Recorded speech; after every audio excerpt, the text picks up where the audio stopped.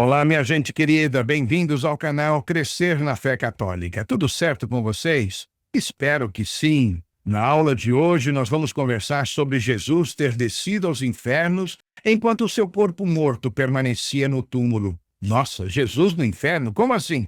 Calma, eu vou explicar para vocês direitinho. Fica comigo até o final. E eu quero dizer que seria importante você assistir a nossa aula anterior, em que tratamos do sepultamento de Jesus. Eu vou colocar um card aqui no canto superior da tela e você vai poder acessar aquela aula. Ou, se preferir, procure na playlist aqui do canal e você vai encontrar, tá bom? Sem querer aborrecer você, eu vou pedir mais uma vez. Por favor, se inscreva, curta e compartilhe este vídeo, tá bom? E se você tiver gostado da aula no final, dê um positivo, ok? Eu sou Ronaldo Pedroso e eu retorno logo depois da nossa vinheta. É rapidinho, até já.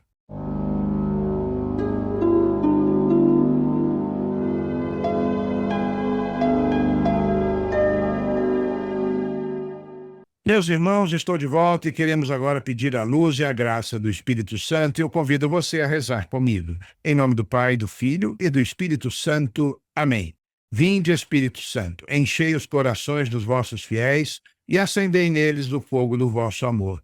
Enviai o vosso Espírito e tudo será criado e renovareis a face da terra. Oremos. Deus, que instruístes os corações dos vossos fiéis com a luz do Espírito Santo, fazei que apreciemos retamente todas as coisas segundo o mesmo Espírito e gozemos sempre da sua consolação. Por Cristo, Senhor nosso.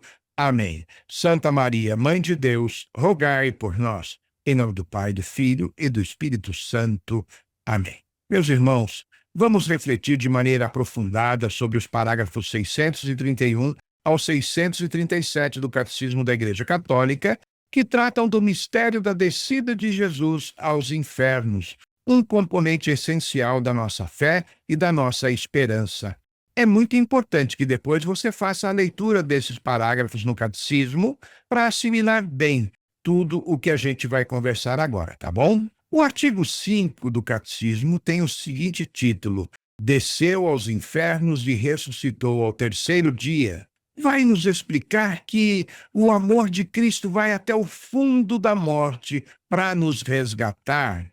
Quando a gente reza na oração do Credo, desceu à mansão dos mortos e ressuscitou ao terceiro dia, estamos dizendo algo muito profundo, talvez uma das verdades mais belas e misteriosas da fé cristã.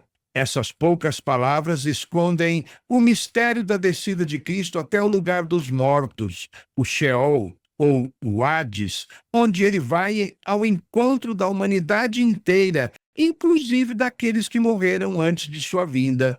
O Catecismo explica esse mistério com clareza, mas também com grande ternura.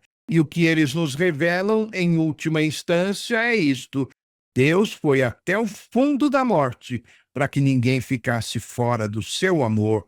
O parágrafo 631 começa lembrando que Jesus desceu à mansão dos mortos nas profundezas da terra e que no terceiro dia ressuscitou dos mortos. Como já dissemos nas aulas anteriores, esse tempo aqui não se trata de um simples intervalo entre a morte e a ressurreição, mas de um ato de amor absoluto.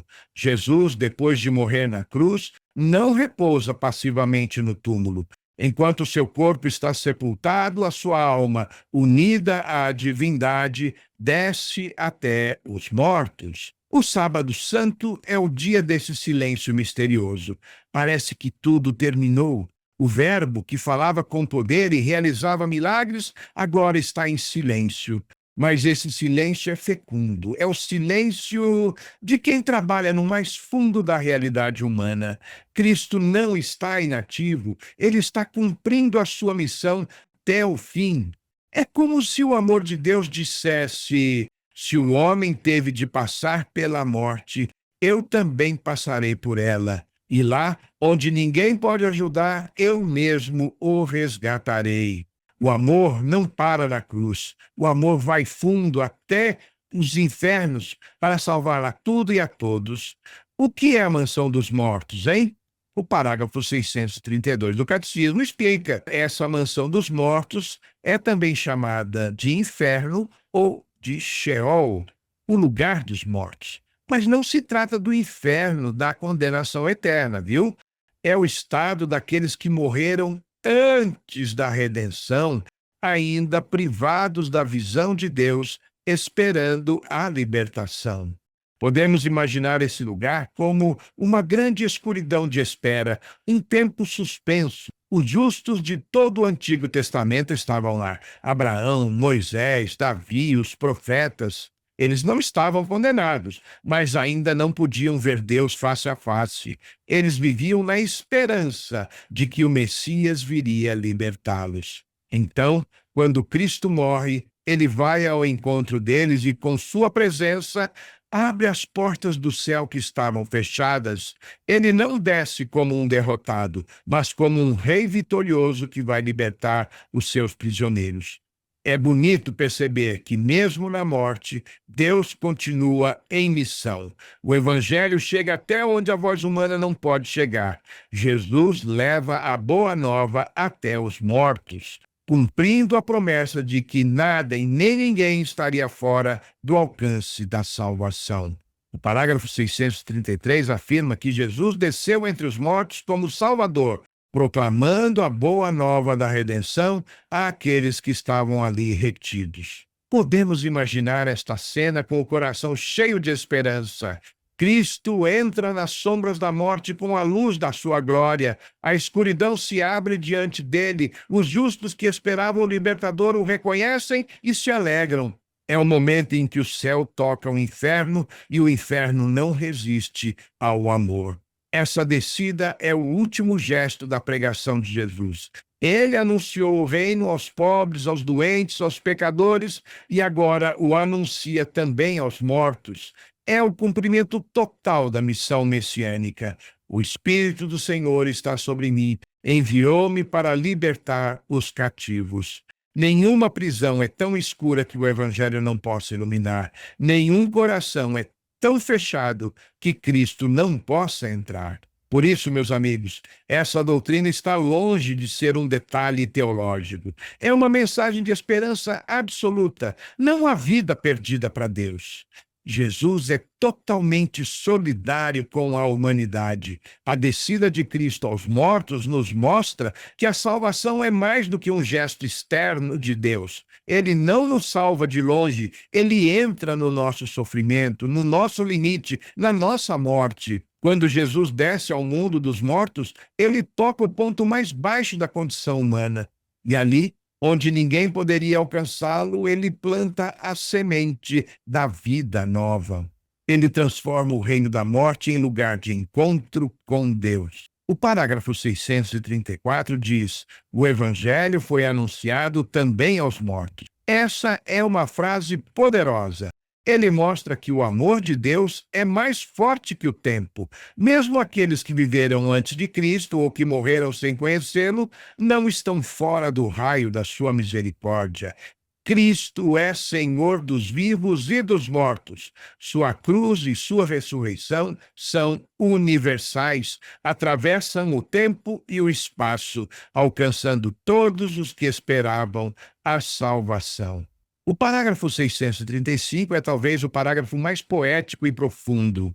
O Catecismo cita uma antiga homilia do Sábado Santo que põe nos lábios de Cristo estas palavras dirigidas a Adão: acorda, tu que dormes, levanta-te dentre os mortos e Cristo te iluminará.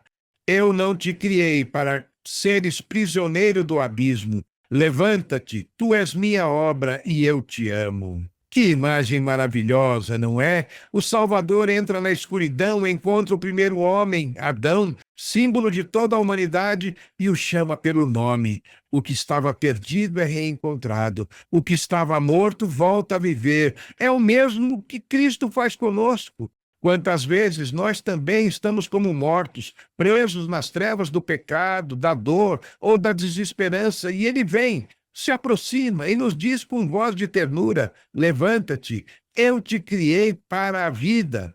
Meus irmãos queridos, a descida aos mortos, portanto, não é só um evento do passado, é um mistério que se repete na vida de cada pessoa que encontra Cristo, toda vez que Ele nos levanta do pecado, toda vez que nos devolve a fé Ele está fazendo de novo o que fez naquele sábado santo, descendo até o fundo da nossa morte para nos erguer à vida.